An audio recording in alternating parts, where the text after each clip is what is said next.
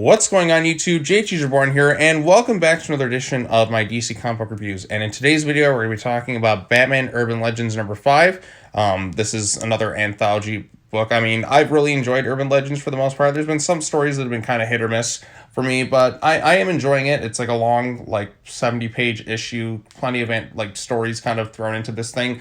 The one I'm most enjoying is the Red Hood storyline by Chip Zdarsky, and this is the issue 5 of 6. So in the next issue, we're going to wrap that thing up. We're also going to wrap up the Tim Drake thing. This issue is also going to wrap up the 5-part Grifter storyline. So if you've been following that with Cole Cash and all that, and then we also have a small little Batgirls storyline. So usually we have kind of like I've noticed a pattern in Urban Legends. We have the two big storylines going on. We have the Chip Zdarsky one, and we also have the Cole Cash one, and then we have the a storyline that just kind of like a brief little one shot, and then we have another storyline which is like 3 parts. That's kind of the trend I'm noticing with Urban Legends. So in this case, we have the Tim Drake storyline and all that. So overall consensus, like I said, I've been enjoying Urban Legends, but I have some thoughts on all the storylines. So the first one is, okay, let's go ahead and summarize this. As you can see here, there's also an ad for I Am Not Starfire, which I'm not really a fan of. But these are the issues here. We have Red Hood and Batman in Sheer, part 5 of 6, written by Chip Zdarsky,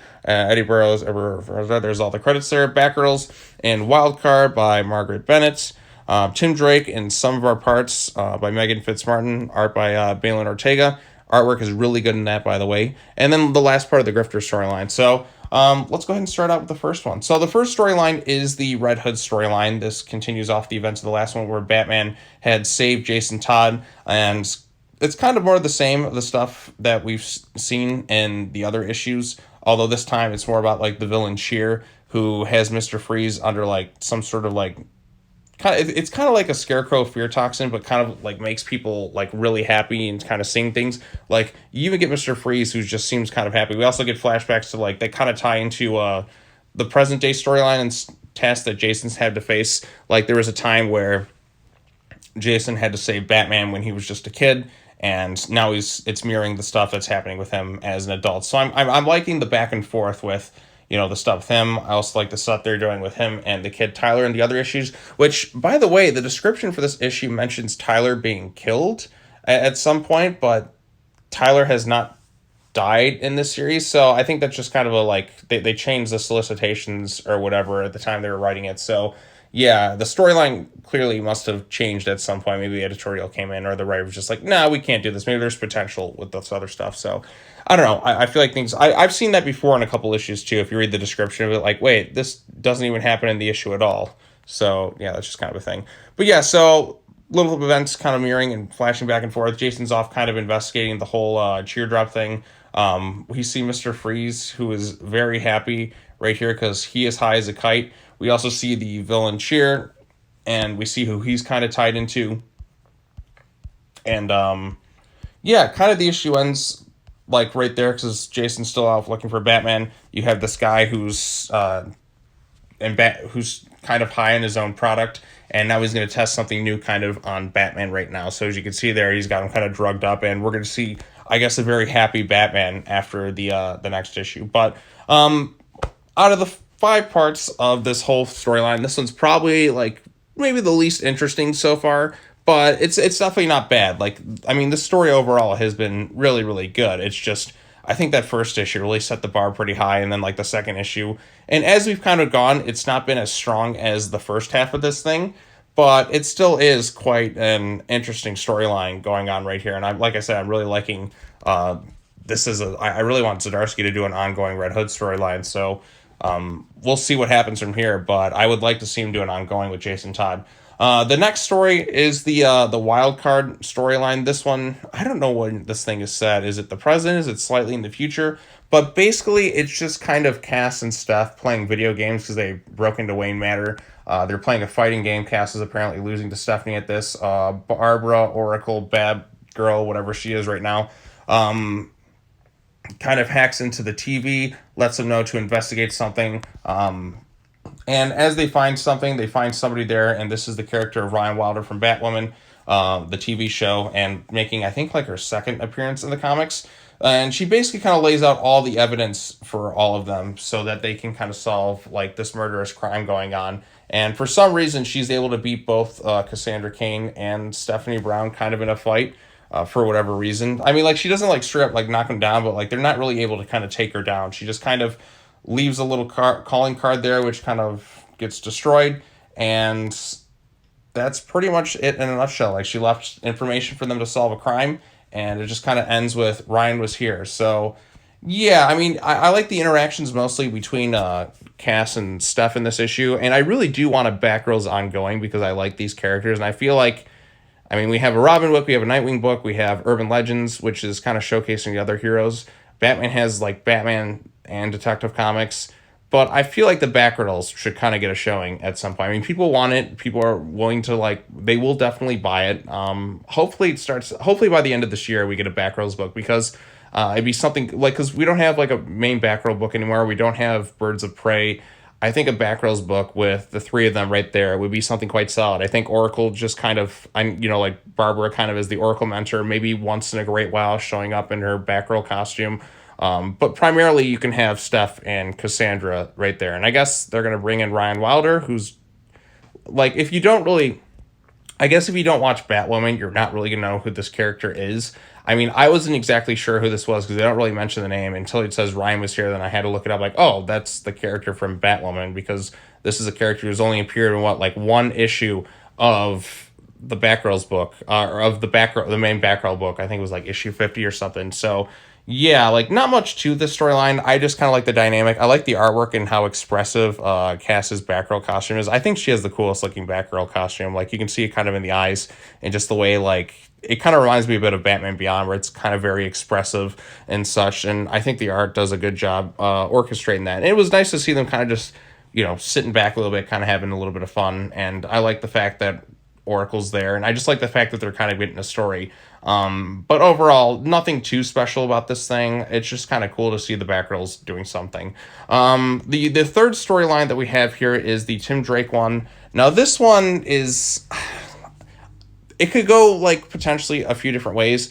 Like, Tim is trying to look for his friend Bernard, who was kidnapped at the last issue. Because Tim is kind of at a place where he doesn't exactly know who and what he is anymore. He doesn't know, like, who am I without Robin, which is kind of strange because I always felt like Tim Drake was kind of the most well put together. Like, he kind of had his shit together. Like, he had, like even at the start of kind of Rebirth, like, he kind of had a plan. He was ready to go off to college and kind of do something. Like, because Robin wasn't something he was willing to do forever. He loved being Robin. Like, Robin, like, kind of gave him some purpose, but now it's like, is Damian there doing his thing? All the others are kind of doing something. Batman doesn't even work with Robin, mind you. So it's like, what am I? Like, am I Red Robin? I'm definitely not Drake. He's been kind of going through an identity crisis of sorts. There's also some other, like, undertones, I guess, going on here, where it seems like Tim, like, is trying to find out what he wants.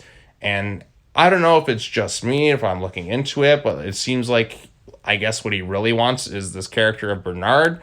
Because he apparently broke up with Stephanie, like, for whatever reason, which we don't exactly know why they did that off panel without actually building up to it. I have no idea, considering, what was it, Young Justice? They were like, they had their shit together.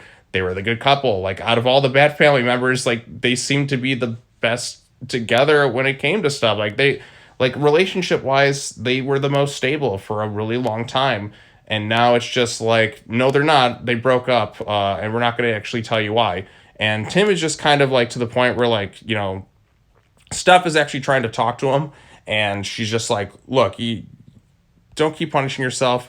And then Tim's like, if you're not going to help me, I can do this on my own. It's like, I am trying to help you, but you got to tell me what's really going on. And Tim doesn't really want to answer. So she calls Connor Kent's, which, by the way, are there two Connor Kents going on? Because we have kind of the Young Justice one, and then we have the one in the Suicide Squad book. I don't know what's going on. I don't understand continuity anymore, but basically that's what Tim's kind of going over. Or is this even in continuity? Is this the main stuff going on? I don't know. I can't wrap my head around DC continuity anymore, to tell you the truth. But yeah, like, even Connor's just like, who's Bernard? What's this?